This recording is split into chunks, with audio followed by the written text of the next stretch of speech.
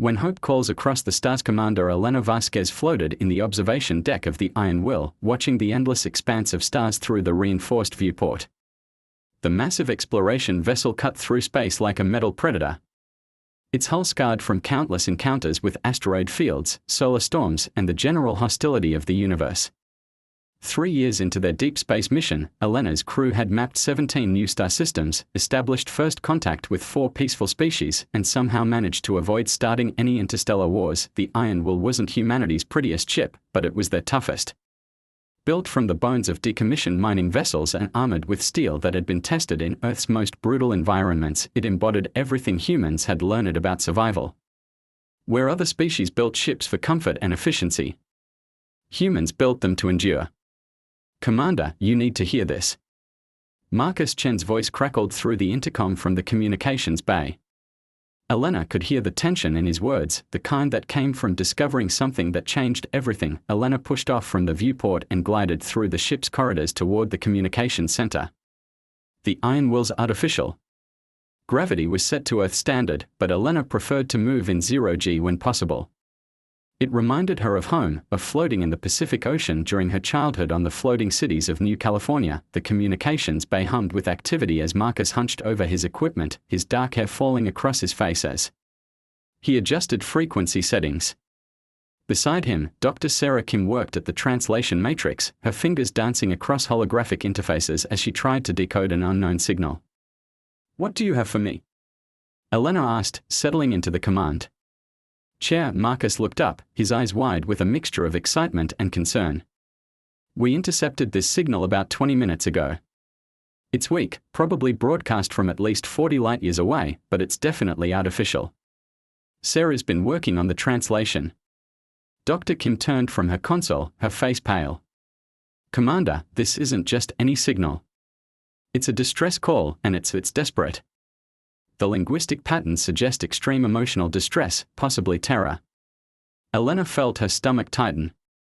In 3 years of exploration, they had never encountered a species in genuine distress. The galaxy seemed full of ancient, stable civilizations that had long ago solved their major problems. "Can you play it?" Sarah's fingers moved across her controls and the bay filled with a haunting alien voice. The words were strange, melodic, yet urgent, rising and falling with what could only be described as pain. After a few seconds, the translation matrix kicked in, and a synthetic human voice began to speak. "This is Chancellor Thyron of the Zephyrian Republic, broadcasting on all frequencies to anyone who might hear this message. Our people are dying. Our worlds are burning. The Kretak Empire has declared war on our species for the crime of refusing to surrender our freedom. They have already destroyed 6 of our colonies, and our homeworld is under siege." Elena exchanged glances with her officers. The Zephyrian Republic was unknown to human databases, as was the Kretak Empire. They were hearing about a war taking place in a part of the galaxy that no human had ever visited. The alien voice continued through the translator. "We know of no species that might help us. We are peaceful traders, not warriors. Our ships are designed for commerce, not combat. But we have heard whispers, stories told by deep space travelers, of a species called humans. They say you come from a world so hostile that it should have killed you, but instead made you strong. They call you the Deathworlders." Marcus leaned forward in his chair. "Commander, they are talking about us. We have nothing to offer you," the message continued.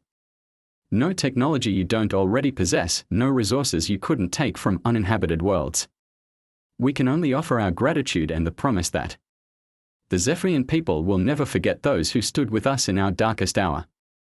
But we are running out of time. The Kretak fleet grows stronger with each world they conquer, and soon they will have the strength to threaten other species. If you can hear this message, if you have any compassion in your hearts, please help us. We do not want to die." The message ended, leaving the communications bay in silence. Elena stared at the display showing the signal's origin point, a region of space marked as unexplored on human charts. 43 light-years away, an entire species was facing extinction, and they had sent their final desperate plea into the void, hoping someone, somewhere, might care enough to help. "Commander," Sarah said quietly, "I'm reading additional data. In the signal, Star charts, tactical information about the Kretak Empire. They are giving us everything they know about their enemies. Elena studied the information appearing on her screen. The Kretak Empire controlled nearly 100 star systems, commanded fleets of bioships that could regenerate damage, and had a population of over 50 billion. The Zephyrian Republic, by contrast, controlled only 12 systems and had a population of 8 million. It's a massacre, Marcus said, reading the same data. These Kretak aren't just conquering territory. They are committing genocide. Elena's jaw tightened. She had grown up hearing stories of humanity's own dark history, of genocides and wars that had nearly destroyed their species before they learned to reach for the stars. The idea of watching another species face extinction while she did nothing made her physically sick.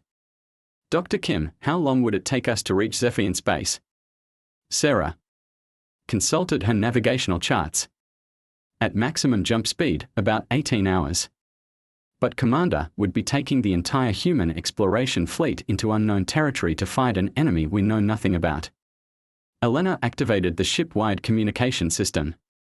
All hands, this is the Commander. Report to your duty stations. We have a situation. Within minutes, the senior staff had gathered in the main briefing room. Elena looked around the table at the faces of her officers, humans who had volunteered to spend years in the darkness between stars, far from Earth and everything they knew. Lieutenant Commander James Torres, head tactical officer, sat with his arms crossed, his weathered face showing the kind of skepticism that came from years of military service. Chief Engineer Dana Walsh tapped her fingers on the table, her red hair tied back in the practical style favored by those who worked with dangerous machinery. Medical Officer Dr.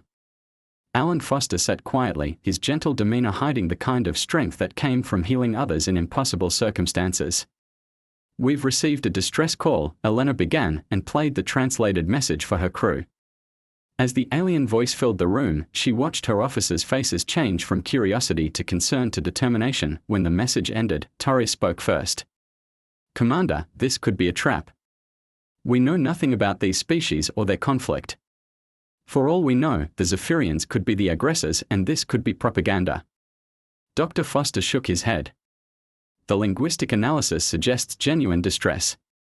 The emotional patterns in the original signal indicate someone who is truly desperate, not someone trying to deceive. Chief Walsh leaned forward. Even if it's genuine, what can we do? The Iron Will and her sister ships are exploration vessels, not warships. We have defensive capabilities, but we are not equipped for major combat operations. Elena had been thinking about the same problem. The human exploration fleet consisted of 7 ships, each one tough and well-armed by human standards, but not designed for warfare against a galactic empire. However, humans had never been known for fighting fair or following conventional tactics. We won't fight like other species expect us to fight, Elena said. Earth taught us to adapt, to use whatever tools we have available, to turn our environment into a weapon. Space is the ultimate hostile environment, and we've learned to thrive in it. Marcus pulled up the tactical data transmitted with the distress call.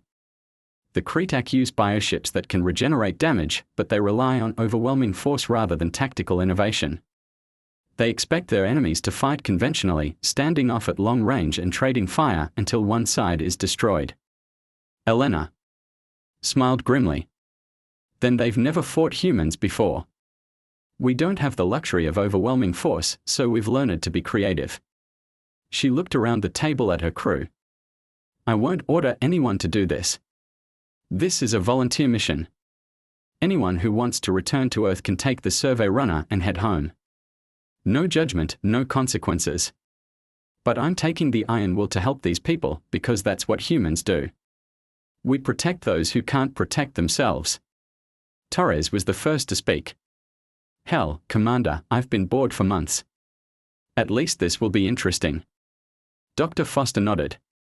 If there are injured people who need help, then we have a duty to assist. One by one, every officer volunteered to stay. Elena felt a surge of pride in her crew, these humans who were willing to risk everything for strangers they had never met. All right then, Elena said. We leave in 1 hour. All ships, prepare for deep space jump. We are going to show the galaxy what happens when you threaten innocent people, and the Deathworlders hear about it. Asterisk. The Iron Will and her 6 sister ships jumped into hyperspace, racing toward a war that would test everything humanity had learned about survival. In the communications bay, Marcus continued to monitor the Zephyrian distress signals, listening to a species' final desperate hours and hoping they would arrive in time to make a difference. Elena stood on the bridge, watching the swirling patterns of hyperspace through the main viewer. In 18 hours, they would either save a species from extinction or die trying. Both outcomes seemed very human to her. The stars streaked past as 7 ships from Earth carried their crew toward destiny, proving once again that humans never could resist helping those in need, no matter how impossible the odds. Asterisk. When Earth's children answered the call, the Iron Will dropped out of hyperspace into chaos. Elena gripped her command chair as the ship shuddered from the transition, the main viewer immediately filling with the sight of a world under siege. The Zephyrian homeworld hung in space like a wounded jewel, its blue-green surface scarred by orbital bombardment. Around it, a massive alien fleet moved in perfect formation, their bioships pulsing with organic light as they systematically destroyed everything in their path. Jesus Christ, Marcus whispered from his station. There are so many of them. Elena counted the enemy vessels on her tactical display. 237 ships, each one larger than the Iron Will, their hulls rippling with what looked like living tissue. The Kretak bioships were beautiful in a terrifying way, like deep-sea creatures that had learned to swim between the stars. Energy weapons fired from their organic turrets, striking Zephyrian defense platforms and reducing them to glowing debris. Commander, Lieutenant Torres reported from Tactical, I'm reading massive bioenergy signatures from the Kretak fleet. Their ships appear to be partially alive, with some kind of regenerative capability. Our conventional weapons may not be effective against them. Dr. Kim looked up from her communication station, her face pale with urgency. I'm receiving transmissions from the planet. The Zephyrians are broadcasting from underground shelters. They are thanking us for coming, even though they can see we are outnumbered. Elena felt something cold settle in her stomach. 7 human ships against over 200 alien biovessels. Any rational military commander would retreat, call for reinforcements and return with a proper fleet. But Elena had learned long ago that humans weren't always rational, especially when innocent lives were at stake. All ships, this is Commander Vasquez, she broadcast to her small fleet. Form up in Delta formation. We are going to implement Protocol Omega. Captain Sarah Chen's voice crackled over the comm from the Deep Explorer. Commander, are you sure about this? Protocol Omega is designed for asteroid field operations, not fleet combat. Elena smiled grimly. Sarah, these aliens have never fought someone from Earth. They are about to learn that humans don't fight fair, and we don't know how to give up. Protocol Omega was an unconventional battle strategy developed by human mining crews who had to survive in the most hostile environments in space. Instead of engaging in direct combat, it involved using the environment itself as a weapon, turning everything from space debris to gravitational fields into tools of destruction. The Kretak fleet noticed the human ships immediately. Elena watched as the alien formation began to shift, bioships moving to surround the newcomers with practiced efficiency. A communication signal reached the Iron Will, and the main viewer filled with the image of a Kretak commander. The alien was humanoid but clearly not human. Its skin was a mottled green-gray, and its eyes were large and completely black. When it spoke, its voice was translated by the ship's computer into cold, precise English. Unknown vessels, you are interfering with a Kretak Empire military operation. Withdraw immediately or be destroyed. You are outnumbered and outgunned. Resistance is futile. Elena stood up, facing the alien commander with the kind of calm that came from years of surviving in space. This is Commander Elena Vasquez of the Terran Exploration Fleet. We are here to protect the Zephyrian people. You have one chance to withdraw peacefully before we show you why they call us Deathworlders. The Kretak commander's expression didn't change, but Elena could see something that might have been amusement in those black eyes. Deathworlders. We have heard these stories. Primitive creatures from a savage world who think they are warriors. Your 7 ships against our fleet is not courage, it is suicide. Maybe, Elena replied. But we are not here to fight your ships. We are here to save those people, and we'll do whatever it takes. The alien commander cut the communication, and immediately the Kretak fleet began to move. Elena had expected this. The aliens would try to surround her ships and destroy them with overwhelming firepower, the same tactic they had probably used to crush the Zephyr defenses. All ships, execute Protocol Omega immediately, Elena commanded. Target the asteroid. Field at Grid 779. Dr. Walsh, I need maximum power to engines and tractor beams. The human ships scattered in different directions, confusing the Kretak formation. Instead of engaging the bioships directly, they raced toward a nearby asteroid field that had been created by the destruction of one of the system's moons. The aliens followed, probably thinking the humans were trying to escape. Elena watched her tactical display as the Iron Will plunged into the asteroid field, followed by the massive Kretak ships. The bio-vessels were fast and maneuverable, but they were also large and overconfident. They didn't expect the humans to suddenly reverse course and start using the asteroids as weapons. Now, Elena commanded, all 7 human ships activated their industrial tractor beams simultaneously, grabbing asteroids and hurling them at the pursuing Kretak vessels. The aliens' organic hulls could regenerate damage from energy weapons, but they couldn't adapt fast enough to massive chunks of rock traveling at relativistic speeds. The first asteroid impacts caught the Kretak completely off guard. Elena watched with satisfaction as bioships that had seemed invincible moments before began to buckle under the kinetic assault.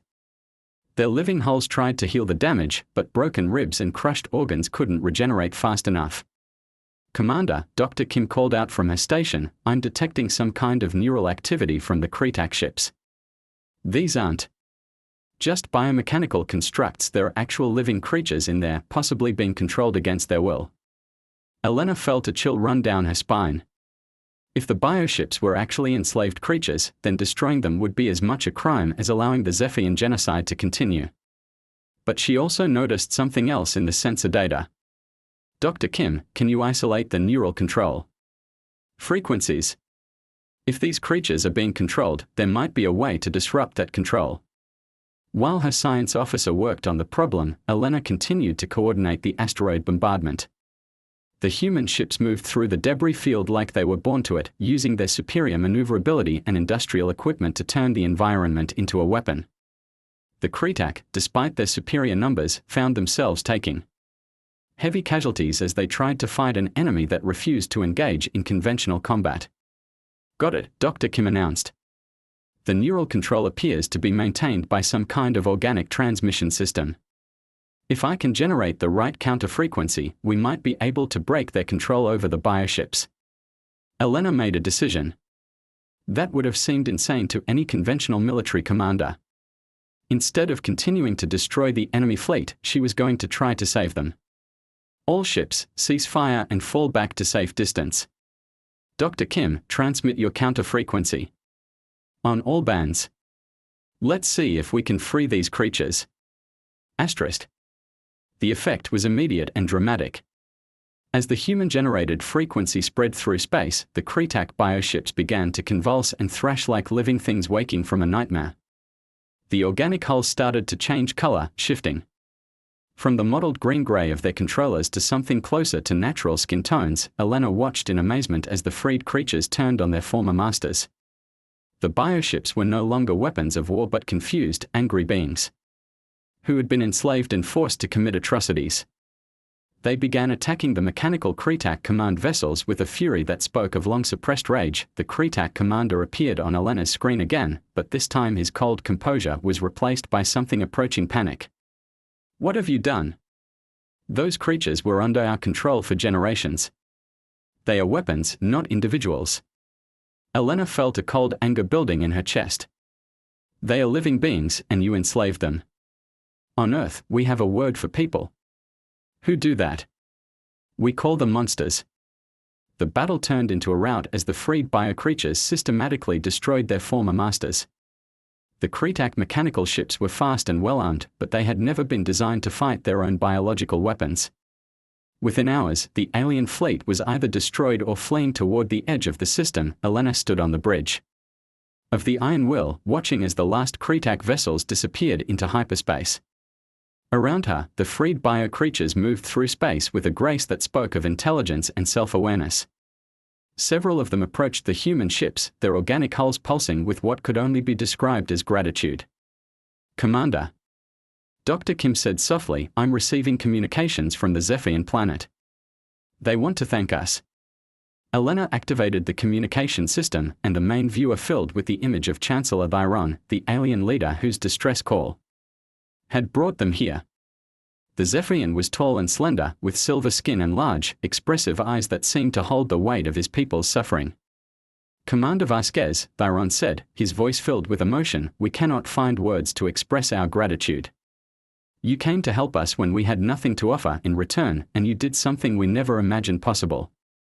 You didn't just defeat our enemies, you freed them from slavery." Elena felt a warmth in her chest that had nothing to do with the ship's life support systems. "Chancellor, this is what humans do. We protect those who can't protect themselves, and we believe that all intelligent life deserves freedom." Thyron's eyes widened. "Is this truly how all humans think? Are you all willing to risk everything for strangers?" Elena looked around her. Bridget, a crew, these humans who had volunteered to travel into unknown space to help people they had never met. She thought about Earth, that hostile world that had forged her species into something unique in the galaxy. "Chancellor," she said, "Earth taught us that survival means more than just staying alive. It means protecting what matters, even when the odds are impossible. We learn to fight not because we are violent, but because we are willing to stand between predators and their prey." The Zephyrian leader was quiet for a moment, and Elena could see tears forming in his large eyes. "We have heard stories of the Deathworlders, but we never understood what they truly meant. You don't just come from a dangerous world, you carry its lessons with you wherever you go." Elena smiled, feeling a pride that came not from conquest but from doing what was right. "Chancellor, we'd like to establish formal diplomatic relations between our peoples. And we'll help you rebuild what was destroyed." As the human ships began rescue operations, Elena reflected on what they had accomplished.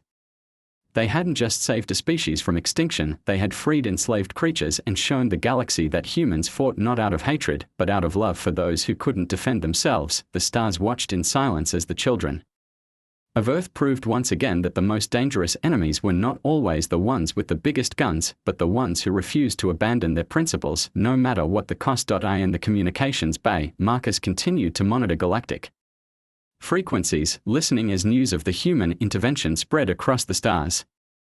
The galaxy was beginning to understand that the Deathworlders were not just survivors, they were protectors, and they had just announced their presence to the universe in the most dramatic way possible. The Iron Will and her sister ships remained in Zephyrian space for weeks, helping with reconstruction and establishing the first human embassy in that region of the galaxy. Elena knew that this was just the beginning, that word of what had happened here would spread and bring both friends and enemies to humanity's door, but she also knew that her species was ready for whatever came next. Earth had taught them well, and they would carry its lessons to every corner of the galaxy, protecting the innocent and standing against those who would prey on the weak. The Deathworlders had answered the call, and the universe would never be the same.